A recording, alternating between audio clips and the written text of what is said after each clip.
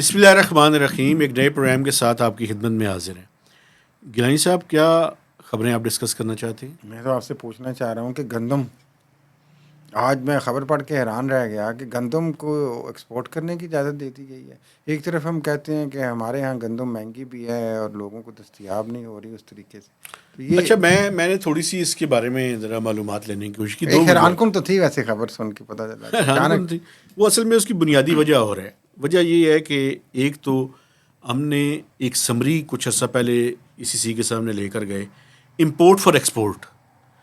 آپ کو پتہ ہے عجیب سا ملک ہے, لیکن بہرحال اگر اس کو جسٹیفائی جو ہے وہ میں بتاتا ہوں جسٹیفیکیشن کیا دی ہے. وہ کہتے ہیں جی کہ جو گندم ہم نے امپورٹ کی ہے, میں نے جو لاسٹ فگر چیک کیا تھا آج سے کوئی 1 مہینہ پہلے تقریباً, کوئی $1.6 بلین کی گندم ہم نے امپورٹ کی ہے. ٹھیک ہے, یہ ہمارے PTM کے دور میں بھی یہ ہوئی تھی جی, اس سال کے دوران نا. اور اگلے میں آپ کو یہ بھی ناظرین اپنے دیکھنے والوں کو بتانا چاہتا ہوں, اگلے 5 سے 7 سال ہر سال گندم امپورٹ ہوگی اور پھر ایکسپورٹ ہوگی.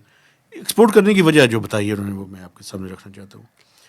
وہ یہ ہے کہ جو پاکستان کا فائن آٹا ہے اور جو ویلیو ایڈڈ باقی پروڈکٹس ہیں, فائن آٹا, میدے والا آٹا, جی, وہ اس کی انٹرنیشنل مارکیٹ میں اس کی ڈیمانڈ ہے فائن آٹا کی. جی, فائن آٹا اور باقی جو ویلیو ایڈڈ پروڈکٹس اس سے تیار ہوتی ہے نا, کچھ بیکری کے آئٹمز, ساری بیکری آئٹم فائن آٹا ہے جناب, اس کی ڈیمانڈ ہے انٹرنیشنلی. تو وہ اس وجہ سے اگر پاکستان کو ڈالرز اس سے مل سکتے ہیں, لیکن پرووائڈیڈ ایک بات ہے, اس کے نتیجے میں یہ نہ ہو کہ ملک کے اندر شارٹیج ہو جائے, اس کا خیال رکھنا ہے. یہی تو خطرہ ہے نا. اور دوسری ایک اور بات, ہر شخص ڈالر کمانے کے چکر میں لگ جائے گا. سٹوریج کی ہمارا بہت بڑا پرابلم ہے. اچھا, سٹوریج میں بہت سی گندم ضائع ہو جاتی ہے.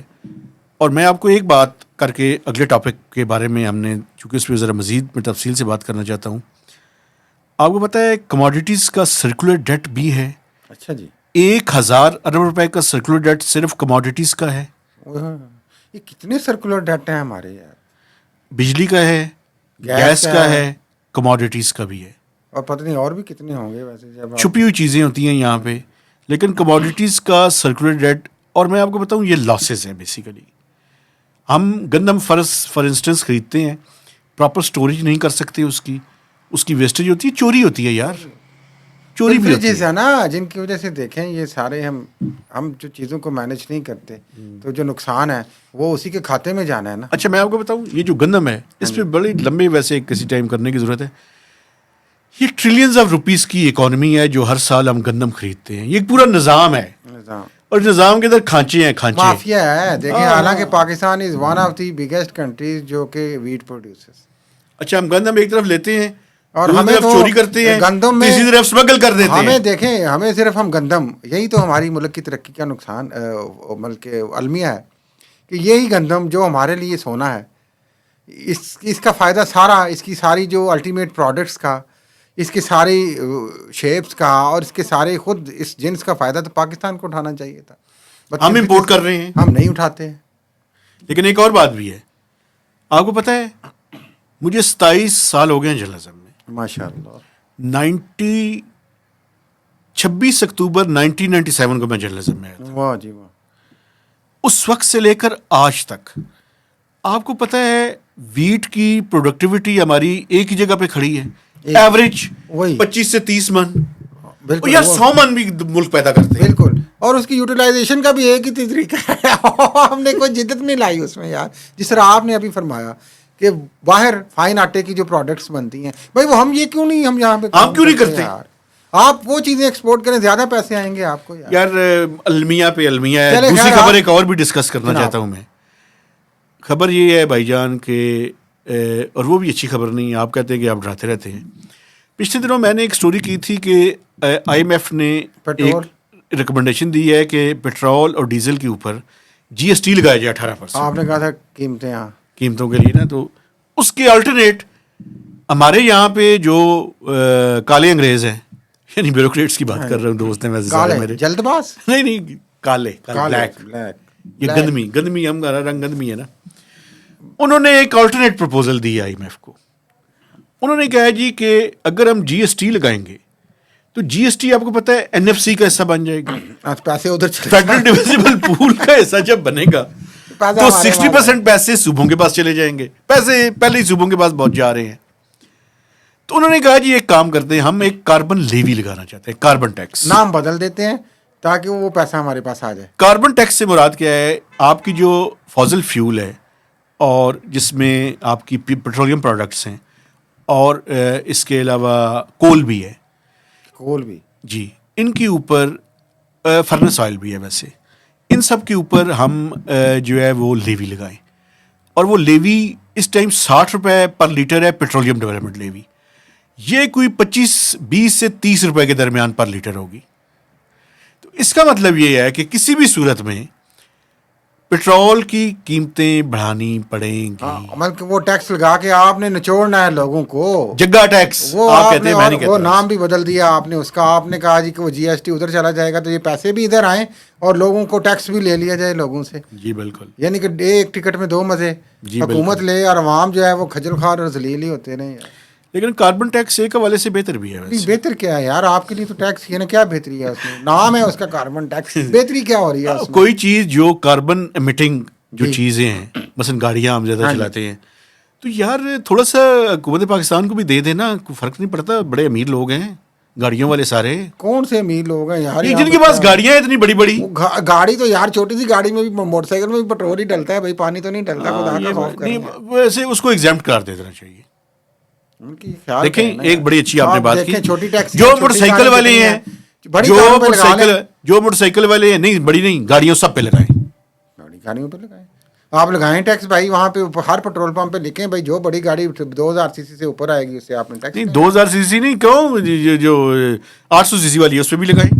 نہیں لگائیں لیکن اتنا نہ لگائیں یار. میں بھی گاڑی استعمال کرتا ہوں, میرے اوپر بھی لگے گا. ملک کا ٹرانسپورٹ سسٹم ویسے ہی نہیں ہے بھائی. کچھ لوگ کمیوٹنگ کے لیے آپ کو پتہ ہے ٹرانسپورٹ سیکٹر, گاڑی خریدتے ہیں, ٹرانسپورٹ سیکٹر بھی کہہ رہے ہیں کہ لوگ ٹیکس ہیں. یار ہم کتنے ٹیکس ہیں؟ ہم نہیں ٹیکس دے سکتے. ٹرانسپورٹ سیکٹر لوگوں نے نکل آنا ہے, مجھے ڈر ہے. 500 ارب روپے کی ٹیکس چوری کرتا ہے. تو پکڑے ان کو, لیں ان سے. ہم نے کب کہا کہ نہ لیں یار, کیسے لیں؟ اس کا غصہ عوام پہ نہ نکالیں. یہ پولیٹیشین سارے ٹرانسپورٹرز ہیں. عوام پہ کیوں نکالتے ہیں غصہ؟ ٹیکس کیوں نہیں دیتے؟ ہر چیز کا غصہ عوام پہ بھائی. عوام کی بجلی مہنگی کر کے عوام پیسے پورے کے, سارے للے تللوں کے پیسے عوام پورے کرے. کیوں کریں بھائی؟ بھائی یہ ملک کیسے چلے گا ٹیکس نہیں دیں گے تو؟ میں کہتا ہوں کہ مجھے لگ رہا ہے کہ عوام اٹھ کھڑے ہوں گے. یہ آپ کی خواہش ہے یا کیا چاہتے ہیں؟ نہیں مجھے لگ رہا ہے, ایز اے جرنلسٹ میں اپنی سینس بتا رہا ہوں. کچھ بھی نہیں, لوگ بڑے تنگ ہیں, بہت کچھ ہو جائے گا. آپ نے وہ جوتوں والی بات سنی تھی؟ نہیں جوتوں کو چھوڑیں, آپ پاکستان کے عوام کے ساتھ رہیں. نہیں اس ملک کو چلانا ہے کہ نہیں چلانا آپ نے؟ چلانا ایسے نہیں, ہم نے چلانا اس ملک کو. معافی چاہتا ہوں. نہیں سر پلیز, ایسے یہ ملک نہیں چلے. دیکھیں ٹیکس نیٹ کو بڑھائیں. آپ کتنا نچوڑ لیں گے عوام کو, آپ ان کے گلے کو دبا کے آپ کتنے پیسے نکال لیں گے, تو یہ اب ایک برداشت لوگوں کی ختم یار. یہ دیکھیں میری بات سنیں, بھوکے مر رہے ہیں. ایک منٹ بات سنیں میری. آپ یہ بات ٹھیک کر رہے ہیں, لیکن میں جتنے میرے دیکھنے والے ہیں نا جو باہر کے ممالک میں رہتے ہیں, آپ ان سے بھی پوچھیں کہ ان کے اوپر کتنے ٹیکسز ہیں. وہ ان کو جو فیسلٹیز ملتی ہیں وہ تو ان کو لے دیں, لا اینڈ آرڈر ہی ٹھیک کر دیں, انصاف ہی دے دیں. یہ آپ کی بات ٹھیک ہے, چکن کی فیسلٹیز ہی دے دیں, چکن اینڈ ایگ والی بات ہے, ایجوکیشن ہی دے دیں. یار ایک بات میں آپ کو بتاؤں, میں نے انوائرمنٹ ہی دے دیں. ایک بات سنیں میری, پبلک ٹرانسپورٹ ہی اچھی دے دیں. ایک بات میری بھی سنیں نا. 2010 میں ایک بزنس مین سے میری FBR میں ملاقات ہوئی. 2008-9 کی بات. کمپیریزن مجھے یار سنیں نا, آپ آرگومنٹ بھی تو سنیں نا. کمپیریزن آپ کرتے, آرگومنٹ نہیں سنتے آپ. فرمائیے. آرگومنٹ یہ ہے کہ میں نے انہیں یہ کہا وہ کوئی ٹیکس اپنی معافی کے لیے FBR تشریف لے کے آئے ہوئے تھے. میری ملاقات ہوگی اچھی, میری گپ شپ ہے ان سے. میں نے کہا سر مہربانی کر کے یہ جو آپ سبسڈی اور ٹیکس ریلیف لینے کے لیے آتے ہیں نا FBR, یہ نہ آیا کریں آپ. مجھے کہتے ہیں بھائی کیوں نہ آئیں؟ میں نے کہا جی بھائی اس لیے نہ آئیں, کراچی کے تھے, اس لیے نہ آئیں یہ ٹیکس ختم نہیں ہوتا, ٹیکس گول دائرے کے چکر میں گھومتا ہے. اور میں نے کہا میں آپ کو بتاؤں, روپے کی طرح میں آپ کو بتاؤں, آپ کو گارڈز رکھنے پڑیں گے اپنی حفاظت کے لیے جتنے پیسے والے ہیں, اور آپ کو اپنی گیٹڈ کمیونٹیز جو ہے نا ان کے باہر بھی گارڈز کھڑے کرنے پڑیں گے. 3-4 سال بعد ان کی مجھے کال آئی, انہوں نے کہا بھائی گارڈز کھڑے کر دیے میں نے کہا سر وہ پیسے اگر آپ دے دیتے اس ٹائم, یہ چکن اینڈ ایگ ہے, یہ اسٹیٹ نہیں چل سکتی اس ٹائم تک جب تک ریسورسز نہیں جنریٹ کریں گی یہ. لیکن یہ بات میں مانتا ہوں, غریبوں پہ کم بوجھ ڈالیں, امیروں پہ ڈالیں. صرف بوجھ کی بات نہیں, you have to establish trust. پہلے ٹرسٹ ڈیفیسٹ دور کریں جو عوام کا اور ٹیکس. یہ بات ٹھیک ہے آپ کی.